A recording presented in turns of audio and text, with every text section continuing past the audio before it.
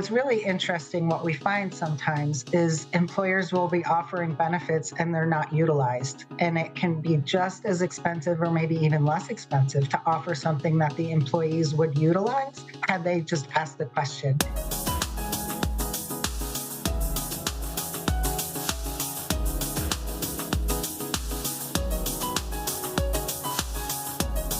Welcome to the Nonprofit Fundraising Exchange, a podcast from IPM Advancement.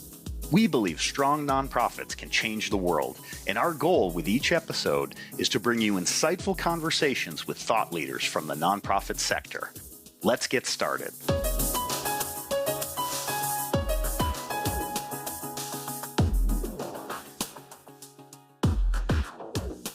Welcome, listeners, to the Nonprofit Fundraising Exchange. I'm your host, Russ Fanoff.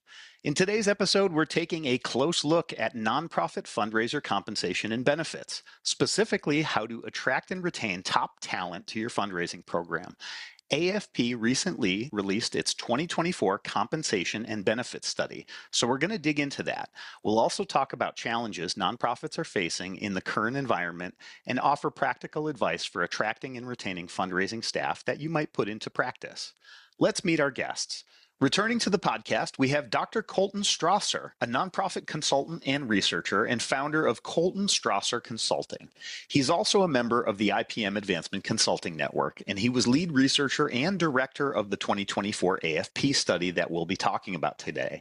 Welcome back, Colton, and congrats on the publication of this study. Thanks for having me back. Looking forward to chatting about the report and what it means to nonprofit fundraisers in the U.S. and Canada. Awesome.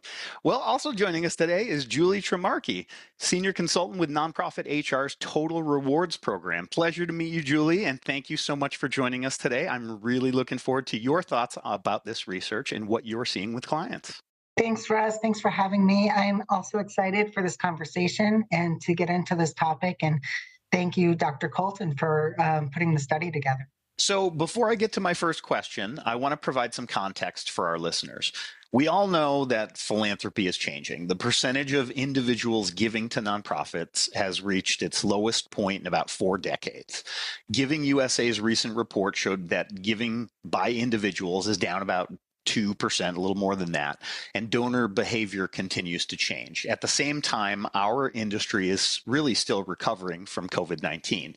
The pandemic put immense pressure on nonprofits and on nonprofit employers to retain staff.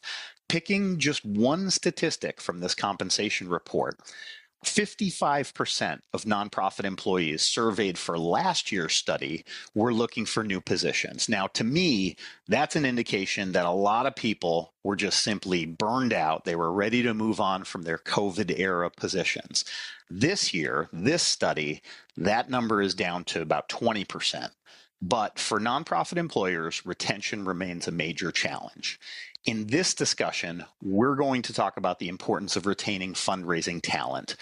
Nonprofits are relying more and more on big gifts to hit revenue goals. Most of these larger gifts are cultivated through relationships built over time, and that often falls to CEOs, chief development officers, major gift officers, director-level fundraisers, and others that are surveyed in this study.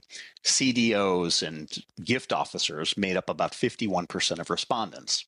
So it's important that nonprofit leaders attract and retain these kind of fundraisers who cultivate and manage relationships with donors. Simply put, without experienced and talented fundraising staff, nonprofits are at a huge disadvantage. So, with all that said, Colton, in the context of all the things that I just described, what stood out to you in putting together this report? Yeah, so I've worked on this report for 2 years now, and Wow. in 2023, what was interesting was that we saw salaries increase, but we saw also a lot of people looking for new jobs. Okay. I've said this multiple times in multiple places where nonprofit fundraising and most nonprofits, there's no such thing as a corporate ladder.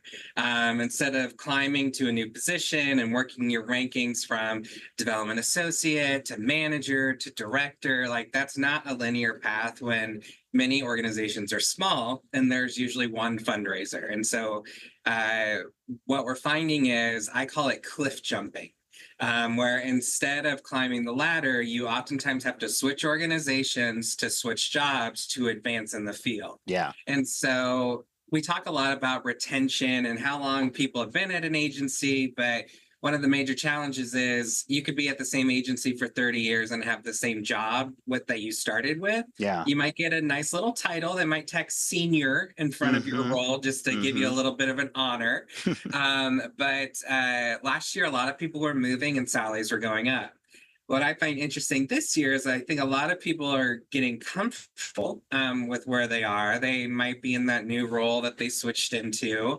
That and raises that happened as a result, I think, of the pandemic, inflation. I think 2023, we really adjusted what we were paying people, what we were asking them to do. And folks were either leaving the sector or they were switching jobs. And so hopefully it's promising that even though salaries didn't spike as much as they did the year before, a lot of post-COVID research, I call it the course correcting numbers. We're getting to where it should have been all along, and we're seeing some increases there. So that's one of the promising things, but there's still a lot that organizations need to do and think about when it comes to retaining their fundraising staff. Julie, when you took a look at this report and the study, what jumped out at you, and is what you're seeing with clients reflected in these findings? Yeah, it's definitely reflected. I see some consistencies, and I agree with Colton that some of what we saw in 2022 to 2023 was course correction. So one thing that stood out to me was how much salaries plateaued during that time frame. After some volatility, right, during COVID. What I did see as promising was that 75% of the participants said that they were intending on doing pay increases in 2024. So we went through some volatility, then we saw some plateauing, and now I think we'll see some regularity back in those pay increases. What I did find that was really consistent with what we see in my work is bigger organizations certainly pay more than smaller organizations. That's really normal. And that goes for nonprofits and for-profit organizations. Specifically for nonprofits, we are also seeing development and fundraising jobs being paid a little bit higher than program jobs. So that's also a consistency that I found in your study that we see. Interesting. Yeah, I think a couple of things stood out to me. Two things in terms of salary. Number one, 75% of participants predicted that their salary was going to increase this year. That seemed very optimistic to me. Yeah. And I wonder if either one of you has any thoughts on that.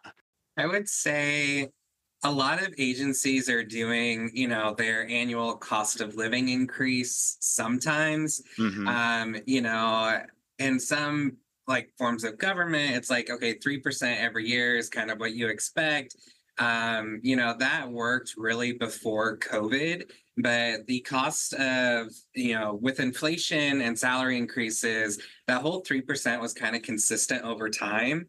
But some of the research I've done, like, that was helpful, but then starting in 2020, that's not how it worked anymore.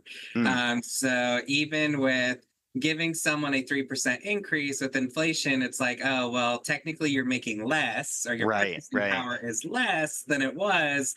And so some organizations are doing salary increases. Some are giving increases to prevent people from leaving or to convince them to stay.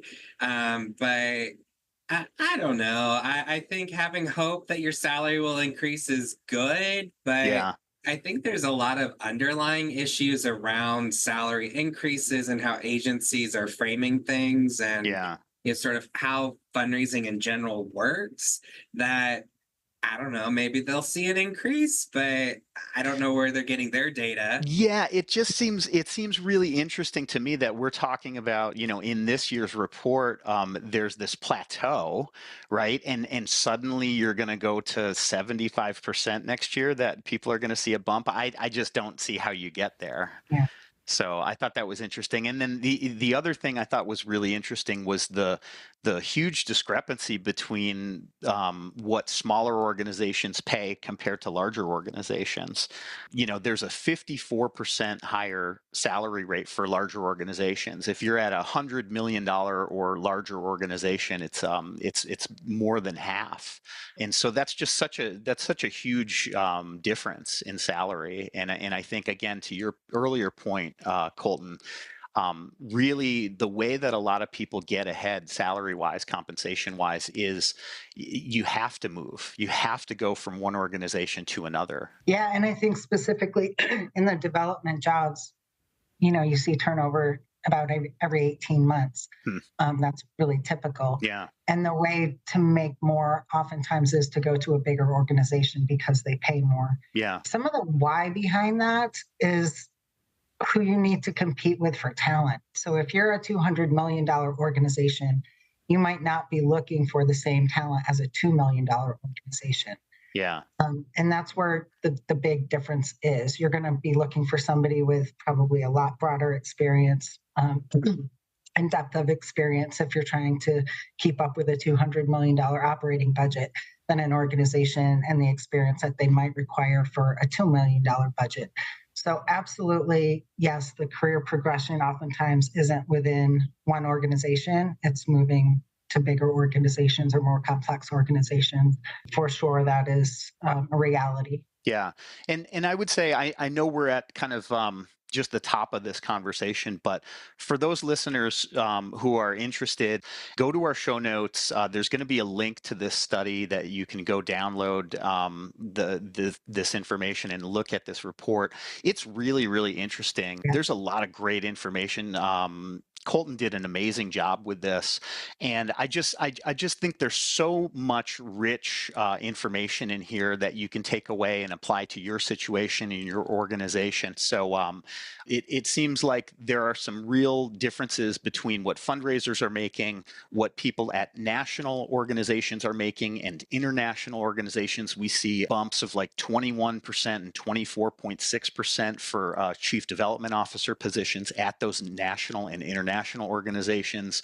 Revenue generating positions, obviously those people get a bump. Higher education gets you a bump. Gender gap, we see a huge issue with gender gap.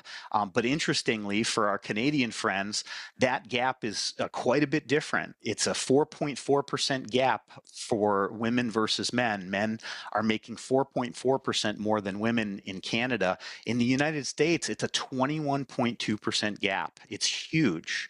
So there's some really, really great information if you dig down into this. So for the CEOs and executive directors or even board members who might be listening, Colton, what do you think this report means for those folks? One of the biggest, I guess, limitations of the study is job title is different sometimes than job function. And I see this problem a lot with agencies where the CEO will say, oh, well, our development person wants to be a chief development officer. And I'll have to come in and say, well, they're not really doing the role of a chief development officer. They're maybe development manager or director of development. There's different levels at which an agency can take on a certain title or a certain role. If you're a director of development or a chief development officer, yet you're the only fundraiser at the agency, like who are you managing? I've seen other agencies give everyone a director title, yet they don't supervise anybody. And so job titles and job functions are different, which is really challenging for this type of report because you may have a nonprofit professional in rural Iowa that is a director of development, and you might have someone in a very, metro Chicago that's a director of development, and their roles are going to look very different. I also think one of the challenges if we think about what role does what, If we got all chief development officers in a room, they would all have different job functions in many cases, or supervising, or larger or smaller portfolios, or the one's major gifts considered 1 million, the other one's 5,000. And that is one of the challenges when using this type of report is, the size and scope of the agency matters. And so I would say with organizations looking at this report, double check that you're consistent in how you're using it and what you're looking at, rather than saying, oh, well, my job title makes $20,000 more than what I make, according to this report. And it's like, well, maybe on paper, but you have to look into it. But one of the things that I'm seeing as well, and some of this made it into the report, and some of it's kind of like the side parts that got cut off, trying to keep the report somewhat short, is many agencies are offering different ways of work. They're being, I think, more flexible in some cases. They are doing some remote work when they can. They're thinking about benefits differently. I call them soft benefits. Some of those things that are nice to have that maybe not everyone does. But again, people don't just leave organizations for money. That's a factor. But we also need to think about burnout, why people are leaving. Are they leaving managers? Are our requests of development professionals realistic, or are we asking them to be magicians and just pull money out of a hat? There's a lot more than just compensation. There's, benefits structure, all these different types of things that I think help people stay in a job versus, leaving to make more money. So that's one of the other things I'm seeing is, yes, paying people what they're worth is great, but, what are some of the other ways we can make people feel appreciated, rather than just showing them their fundraising scorecard or the budget and saying, oh, you're doing a terrible job, or we need to raise more money here or there. And, keeping people happy and creating authentic relationships is important as well. Okay, that's interesting. I would like to throw it to Julie as the HR expert, and as someone who is working with folks, working with clients, and interfacing with job seekers and employers. How important is the money? How important is the salary? And then when you think about these softer things that maybe nonprofits have to lean on more just to make something look like it's a place you want to go and spend your time and work. What's the balance? What's the balance there? There's definitely a balance. So I feel like you need to pay competitively. You need to be in the ballpark, certainly. You can be paying more than your competitors, but if those soft things aren't there, you can still see turnover. So they're really, really important. The culture, specifically piggybacking on what Colton was saying about burnout and retention, I think specifically with the fundraising role, what CEOs and board members can do aside from paying competitively is to provide them with more access when they're first hired, access to themselves, access to what's worked in the past to cultivate donors for their mission. I even think it could be a powerful tool to put in a job posting for the purposes of attraction, that in this role, you will have access to the CEO and board for support. That ramping up when somebody first comes on board in this role is so important. They might be an expert fundraiser, but they're not going to be an expert with your specific organization on day one. So that kind of support can be huge in attracting and then providing that support as promised, right, for the retention factor. Yeah, that's interesting. So those are some things that aren't written in a benefits package anywhere, but they're certainly super important. Yeah. Colton, what are your thoughts on that? Putting together these sort of, good benefits packages and comprehensive salaries, you pay for talent. I'll see someone send me a job description, and they're like, do you know anyone that would want to do this? And I'm like, oh yeah, this sounds, pretty interesting. I'm like, what's the salary? And they'll tell me, and I'm like, well, you get what you pay for. Yeah. You're not going to get someone to come in here and raise a whole bunch of money if they're not going to be compensated for doing that. So you can't pay your mortgage with your mission. And so having, equitable compensation and having talented people is really important. If you're only going to pay, I don't know, 12 or $15 an hour for a grant writer, like, well, you're not going to get a strong writer in many cases. There might be someone that's super passionate that maybe doesn't need to make a lot of money, or maybe they're retired and they don't mind, but that's not sustainable in the long term. A lot of times agencies will have maybe a fundraising person that's been there for a very long time. They're like a magical unicorn that's picked up every trick and trade and secret, and they were fine making what they made, for as long as they made it. But when it comes time to replace that magic unicorn, it's hard to find someone with that many job skills. Yeah. I love it when someone leaves an agency and they need to hire 2 to 3 people to replace them. Yeah, absolutely. It's just my absolute favorite. And then they realize how much that person was doing, or how much it's going to cost to add all these additional people.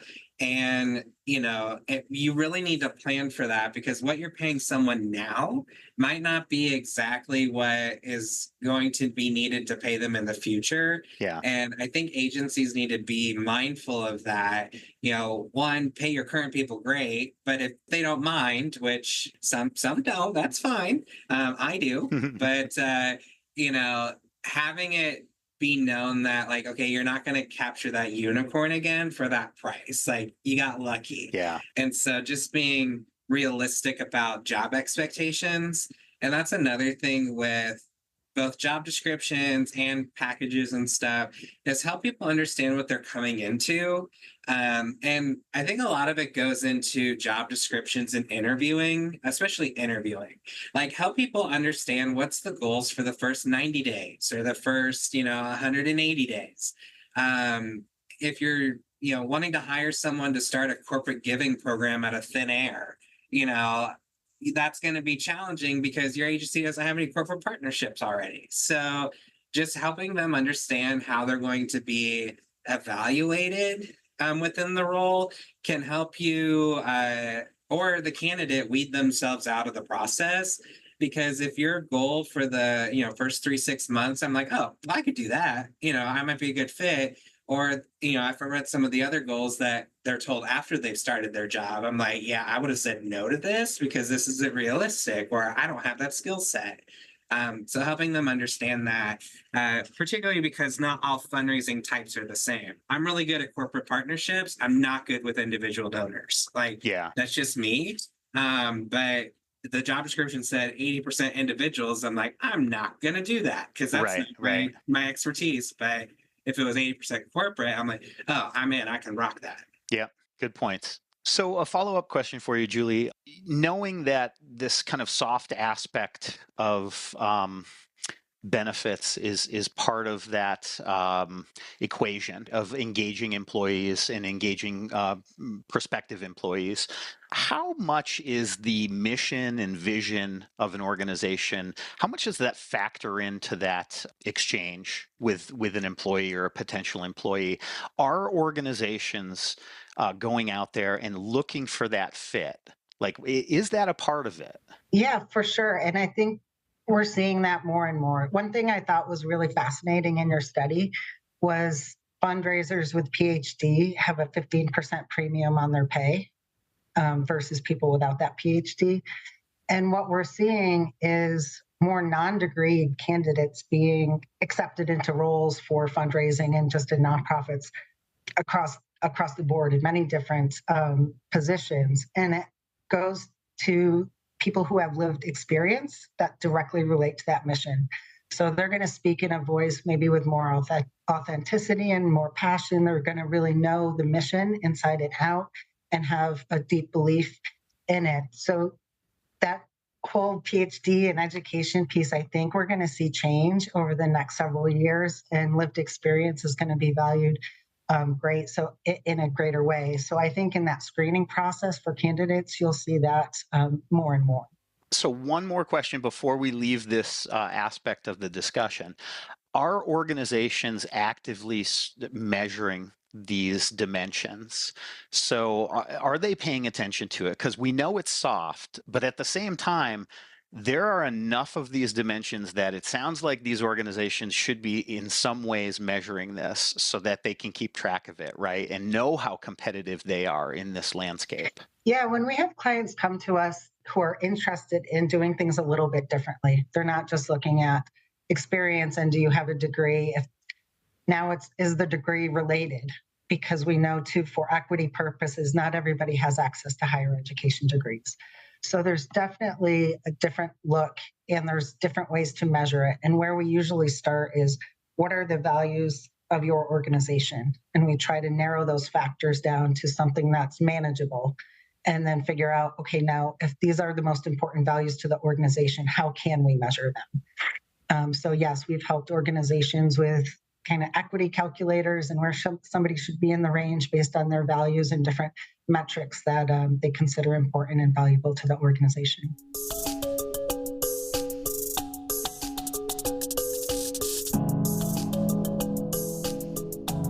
Hi, this is Curtis Schmidt, producer of the Nonprofit Fundraising Exchange. If you're a nonprofit professional who has questions about your program, or maybe you feel like you've taken your advocacy, fundraising, or membership effort as far as you can and you need some fresh ideas, then we have a special offer for you today. NPFX podcast listeners can get a free 30-minute consultation with IPM Advancement, no strings attached, when you go to ipmadvancement.com/free. Just enter a few details and an IPM team member will contact you to follow up. It's that easy. That website again is ipmadvancement.com/free. Thanks for listening, and we hope to talk to you soon. Now let's return to the episode.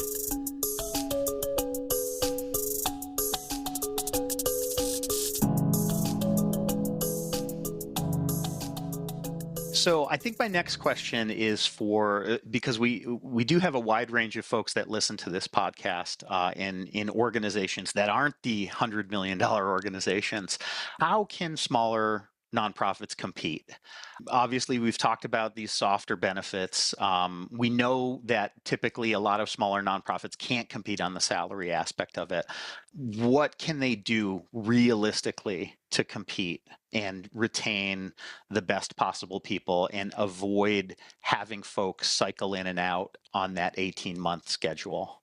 I think a lot of it is definitely fit with the mission. Fundraising at the end of the day is all about relationship building and having authentic relationships and having someone that can represent your mission and encourage and inspire other people to give to the agency is important. So I've met some amazing fundraisers with PhDs, and I've met some that could not raise $1 if their life depended on it. And I've met some people that don't have a degree that could, get all kinds of money from folks just because they're just so passionate and they're really able to showcase, the importance of the agency.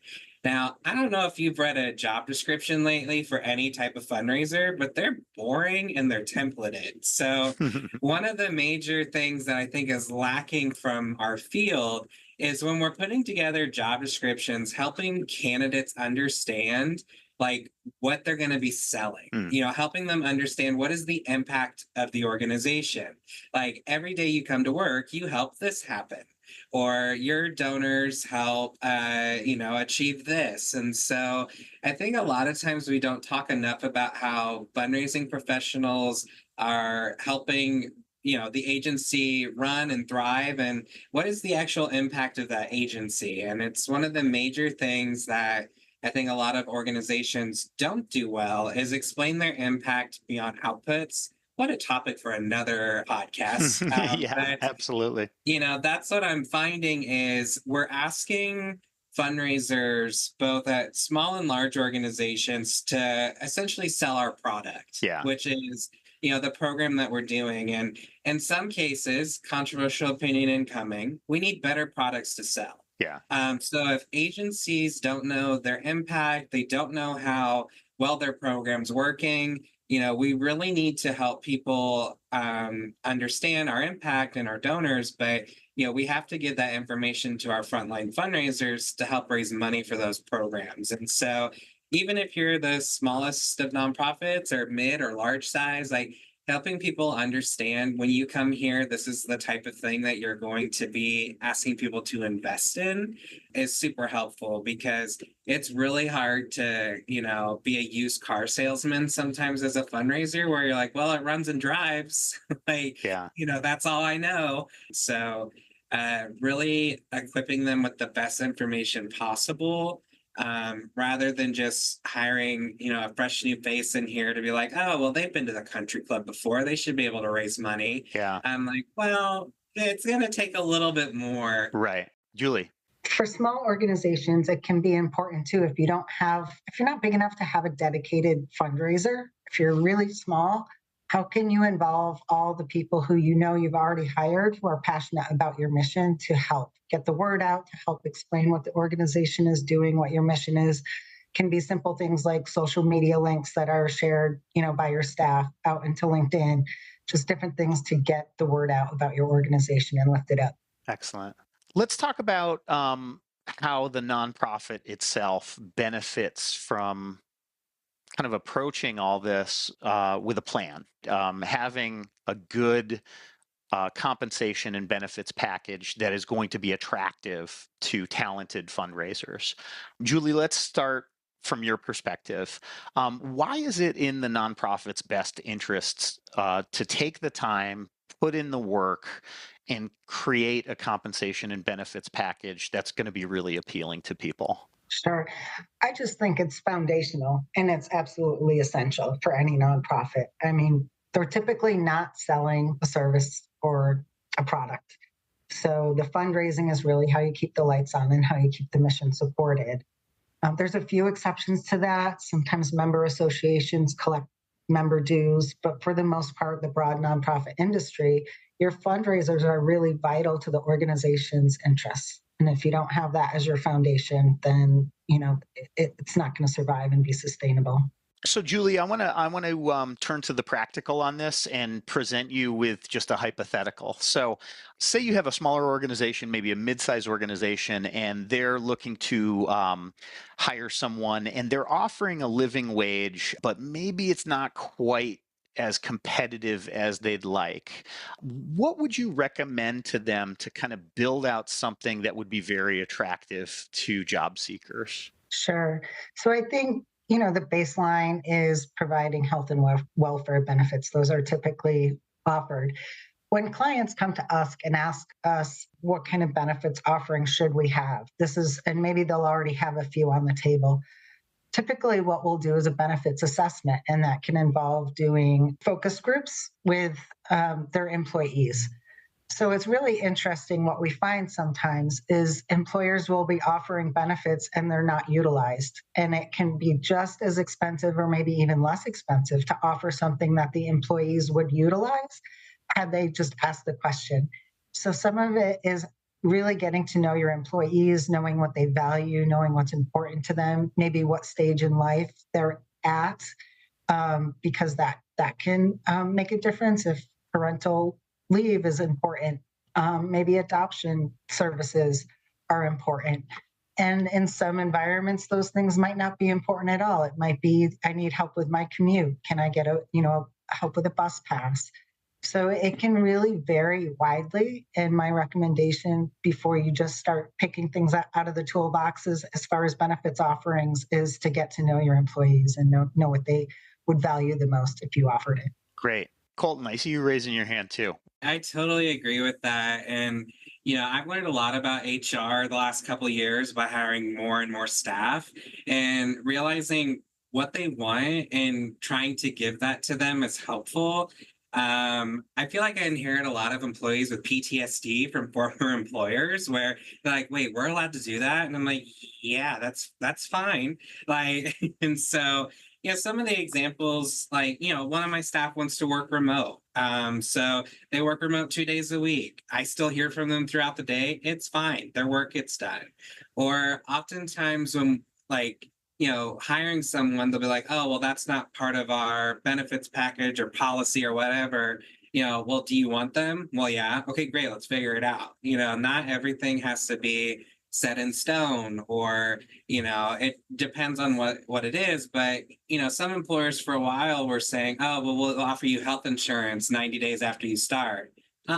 Like, one of my new staff members are like, well, I need health insurance. I'm like, okay, great. We'll start it on day one. Anything else that you would like? Or maybe I couldn't offer as much money, in order to secure this individual. We offered them some upfront vacation time, to, convince them to switch, over to our company. And so sometimes you can come up with some custom offers that get people a little more interested and excited, or, they have a wedding coming up or whatever, they already have pre-planned things. And so, just giving them some opportunity, or, summer Fridays off, or, a well-stocked fridge with snacks and drinks. And there's just lots of different ways to make people feel appreciated. For example, one of my clients was saying, oh, we have a whole bunch of younger staff. And like, we don't know how to praise them. Do we do a parade with confetti every time they do something correct? Or, do we do something different? And so my recommendation is always to be, to keep it consistent. But to Julie's point, ask people what they want. Like, if you have flexibility in terms of some of your benefits that you can offer, or if no one wants to come to the monthly donuts with the director kind of thing, like, get rid of it and do something else. Like, honor people for achieving things, but also a big issue is like recognizing people in front of others. Some really want that and some do not. And so just understanding, how do you like to be appreciated as a staff?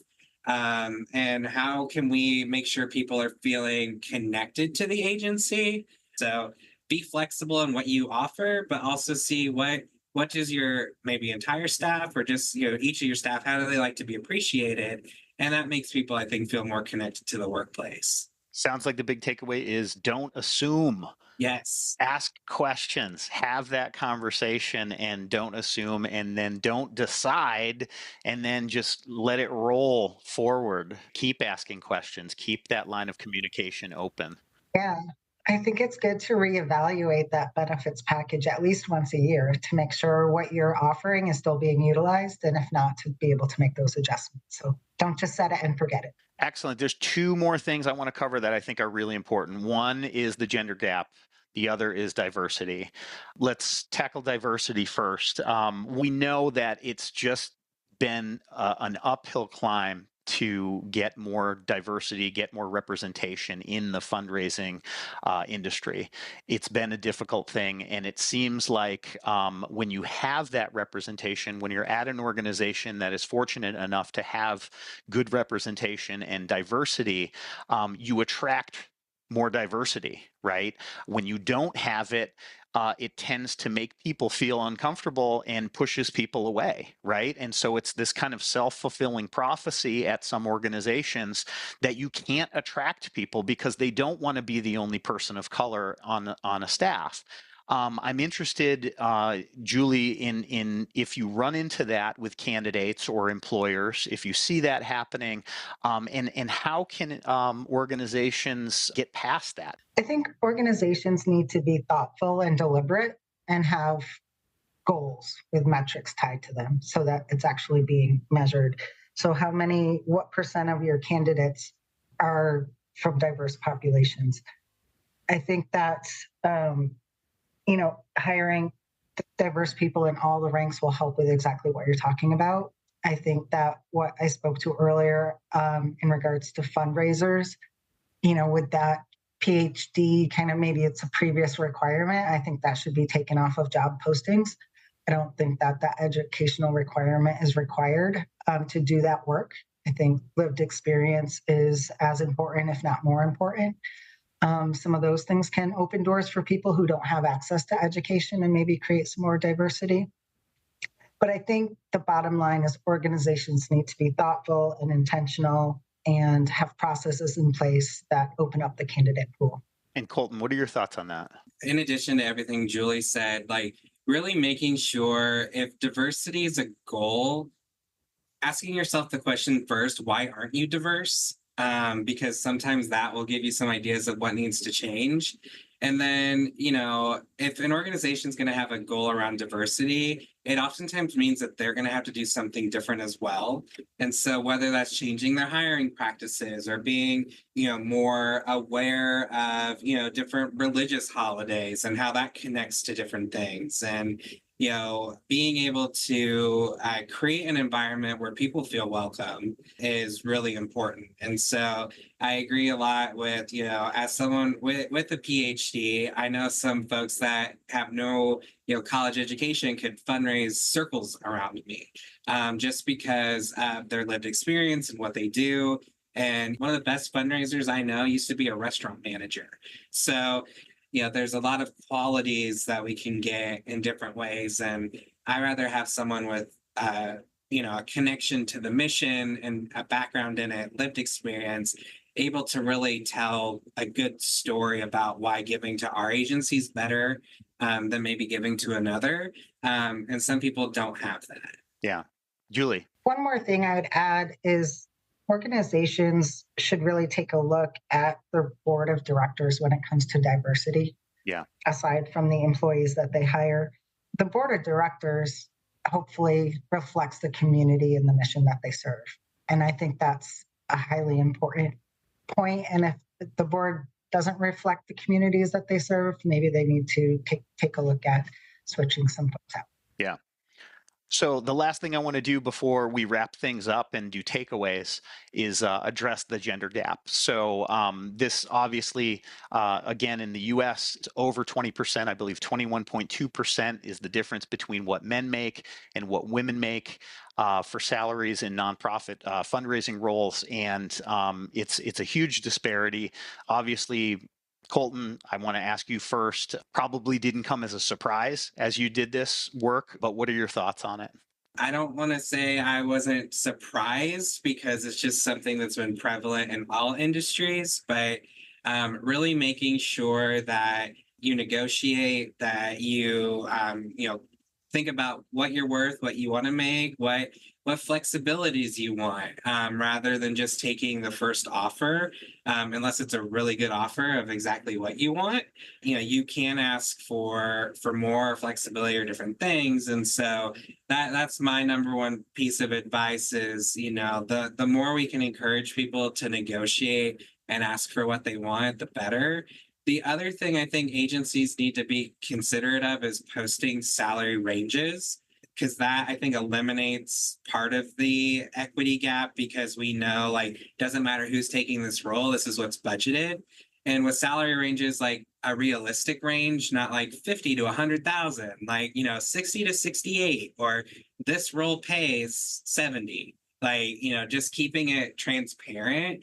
And I think that's going to help a little bit with the negotiation factors and the offerings, and making sure that, we're creating an environment where kind of everyone knows what the role is paying and what's expected. Julie, in terms of this gender pay gap, what do you see with the folks that you work with? Yeah, I think a couple of things, and I appreciate the advice on negotiating. But I think there's a big onus on organizations to be more consistent in how they bring people in, and comparing the same sorts of experiences and relevant education in the same way, and not allowing negotiations to be one-offs every time somebody's a good negotiator. Some people are just not as good at that as others. So I think more consistency in how organizations make offers is super important, and to hold themselves accountable for not allowing great negotiators to kind of, be the ones who just make more money, even if their experience in relevant education is the same as another candidate. I think when hiring, it's great that the new pay transparency laws and some states show the pay ranges. I think that's super important, and I hope that continues. I think some of the laws that also prohibit asking what somebody currently makes is very important, because if historically certain genders, and it's not binary, have historically been underpaid, then asking them what they make now and building your offer as we're going to increase maybe $10,000 from that could be inequitable So taking that question out of the hiring process, I think, is good so that you're evaluating the pay that you're going to offer on the same things and not on what somebody was making in their most recent role. Okay. Something I think closely related to this that the report addresses is gaps in employment. This obviously gets to parents and a lot of women who have to take time off. Julie, do you see that as an issue that women have to deal with more often than men? Is that something, Colton, that you saw in the report that drives some pay discrepancies? So Julie first. Sure. Yeah, I think that's in the research, not just what I see or have experienced, but there's a lot of research around that has been an issue. I think more and more you're seeing advice and recommendations from HR professionals to not ask about the employment gap. It could be for many different reasons, parenting, taking care of an elder, maybe you had somebody who was sick in the family. As long as your experience and what you bring to the table to do the body of work that's needed to get done is there, and you're a viable candidate, then make an offer based on what the role range is and what you can bring what the candidate brings to the table. Yeah.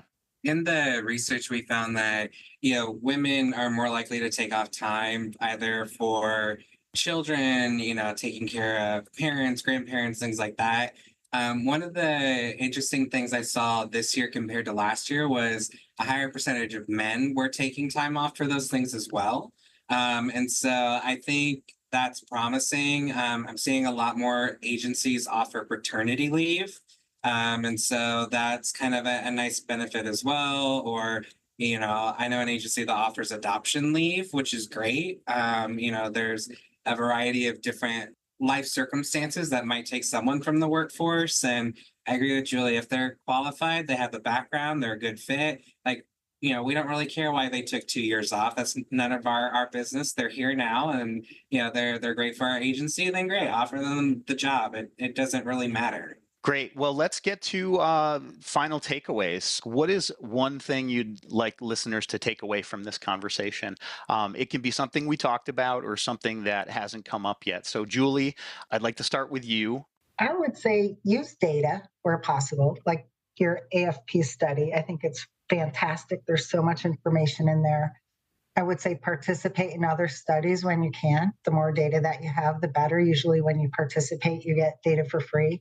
At NPHR, we actually have an inaugural benefits practice survey that will be free to anybody, but the more that participate, the better. But really the big takeaway is, remember, compensation is only part of the equation, right? It's the culture, it's the engagement, it's your mission and lifting that up.